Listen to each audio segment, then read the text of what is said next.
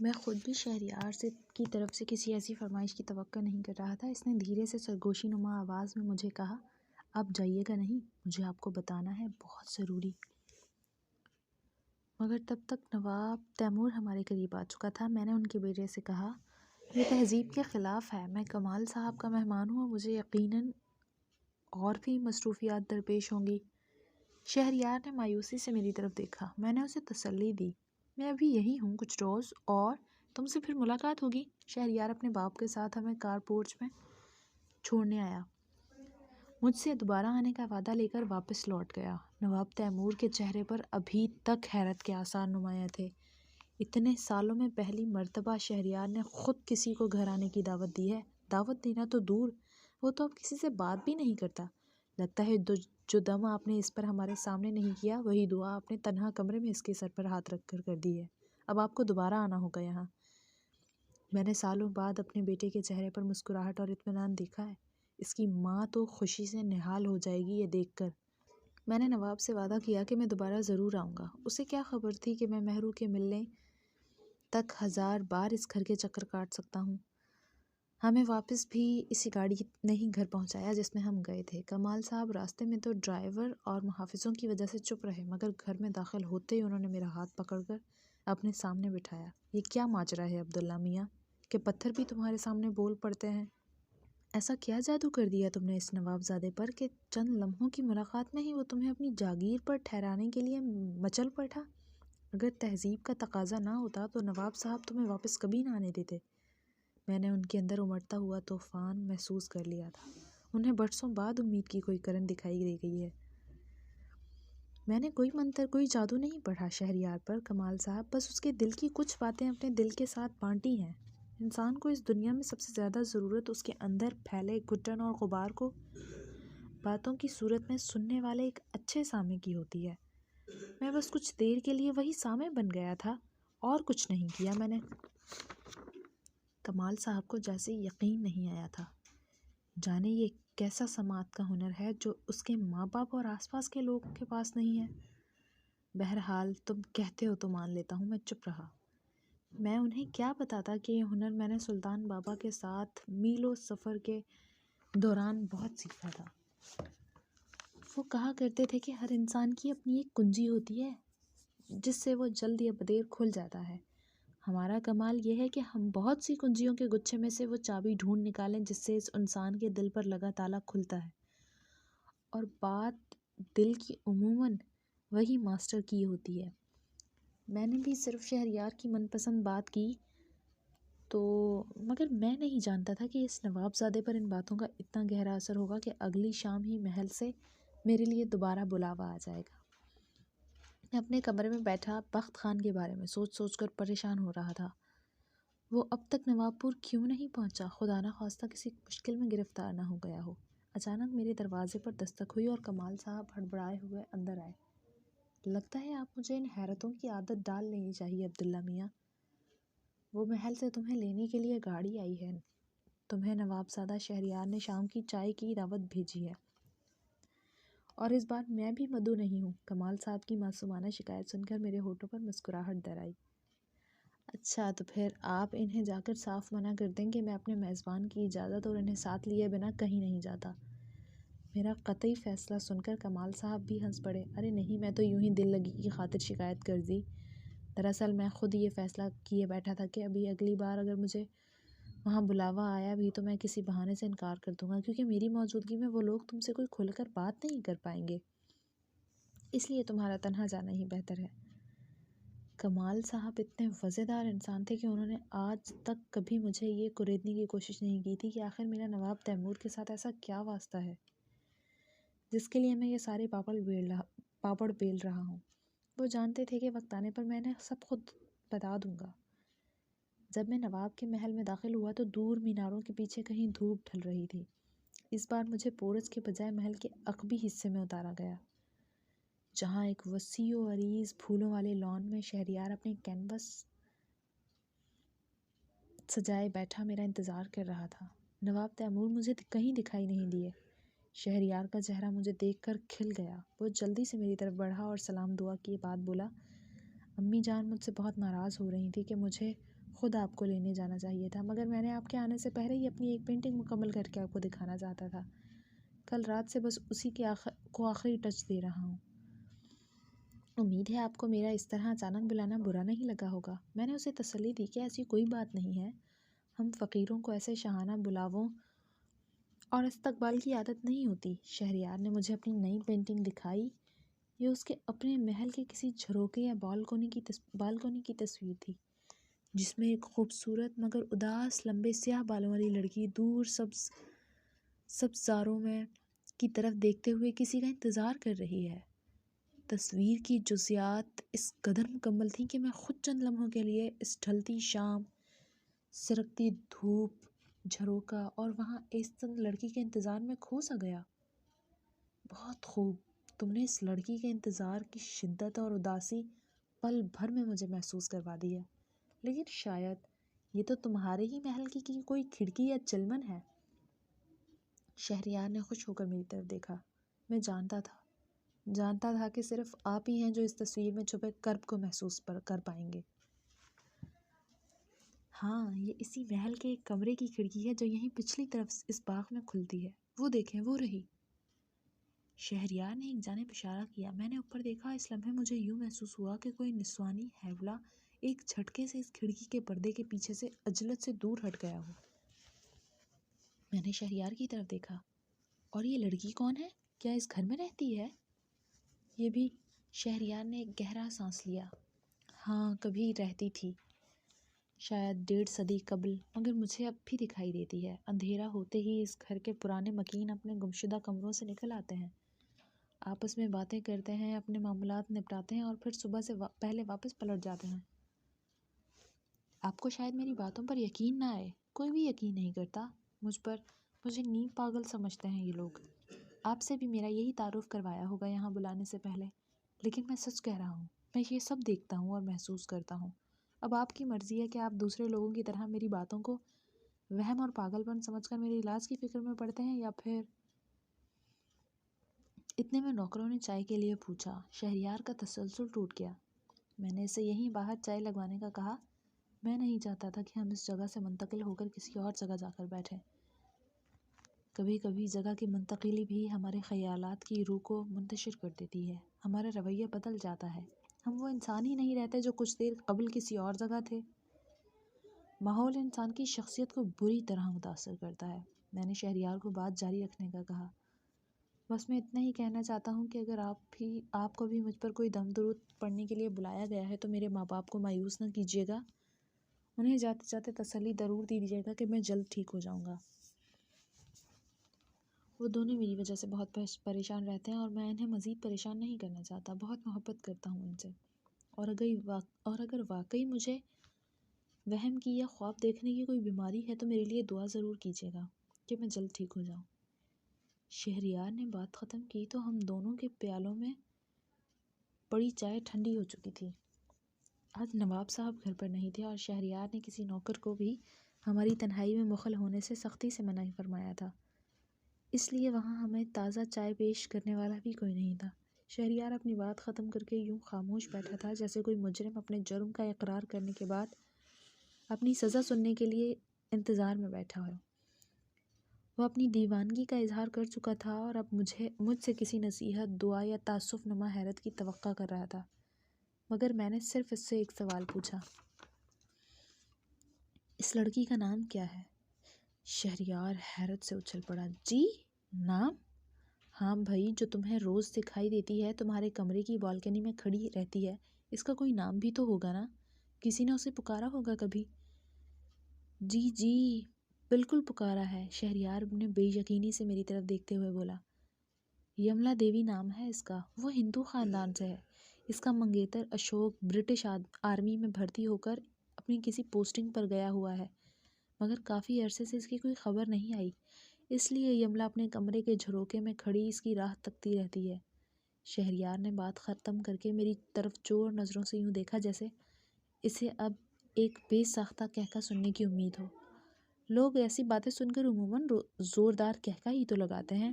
اچھا یہ بتاؤ، کیا یہ سب کردار جو تمہیں نظر آتے ہیں، یملا، اس کا خاندان وغیرہ، کیا ان میں سے کبھی تم سے کسی نے بات کرنے کی کوشش نہیں کی، یا کبھی وہ تم کو دیکھ کر ٹھٹکے یا چونکے ہوں؟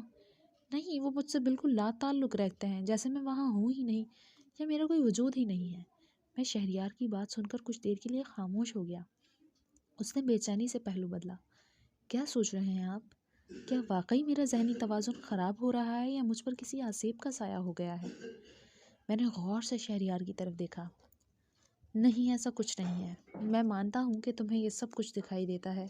آدھی رات کو بیٹھے بٹھائے اس محل میں ان کرداروں کے لیے بھی دن نکل آتا ہوگا، اور رات میں بھی ان کے لیے دن، شام یا کسی گزرے وقت کے لمحے دکھائی دیتے ہوں گے۔ اس زمانے کی گاڑی یا بگی آ کر دروازے پر رکتی ہوگی، یملا کی ماں اسے آواز دیتی سیڑھیاں چڑھ کر آتی ہوگی، سامنے آنگن میں پیڑ کے نیچے بچے کھیلتے شور مچاتے ہوں گے، نوکر نوکرانیاں ادھر ادھر بھاگتے کام کرتے دکھائی دیتے ہوں گے، گھر میں کبھی ہولی تو کبھی دیوالی کے تہوار منائے جاتے ہوں گے، گرامو فون پر اس زمانے کی کجن ہائی بائی گیت گونجتے ہوں گے، یملا کے کمرے میں کھڑکیوں پر ہلکے رنگ کے پردے ہوا میں لہراتے ہوں گے، یا اس کی بیاز اور اس کی کتابیں میز پر اور ایک ریک پر بکھری پڑی رہتی ہوں گی، اور بالوں کو باندھنے والا کلپ تکیے کے سفید غلاف سے باہر جھانکتا پڑا ملتا ہوگا۔ یملا کے وہ کمرے کے فرش پر ننگے پاؤں چلنے کی عادت ہوگی، اور اس کے سلیپرز ہمیشہ بستر تلے پڑے ہوتے ہوں گے۔ یکایک شہریار جلدی سے اپنی جگہ سے اٹھا اور اس نے تڑپ کر میرے ہاتھ پکڑ لیے۔ ہاں ہاں، بالکل صحیح، 100% درست، یہی سب کچھ تو مجھے نظر آتا ہے۔ مگر آپ کو کیسے پتا یہ سب؟ کیا آپ کو بھی یہاں یہ سب نظر آ رہا ہے؟ مطلب یہ میری نظر کا دھوکہ نہیں ہے؟ آپ پہلے کہاں تھے؟ کوئی تو ہوتا جو میری گواہی دیتا، میری بات کو سمجھتا۔ بتائیں نا، کیا آپ کو بھی یہ سب دکھائی دے رہا ہے یہاں؟ نہیں، میں نے خود ایسا کچھ نہیں دیکھا، لیکن میں نے صرف اپنا تخیل بیان کیا ہے تم سے۔ میں ایک عام آدمی ہوں، تبھی تو تمہاری باتیں سن کر میرے تخیل میں سب کچھ آ گیا ہے۔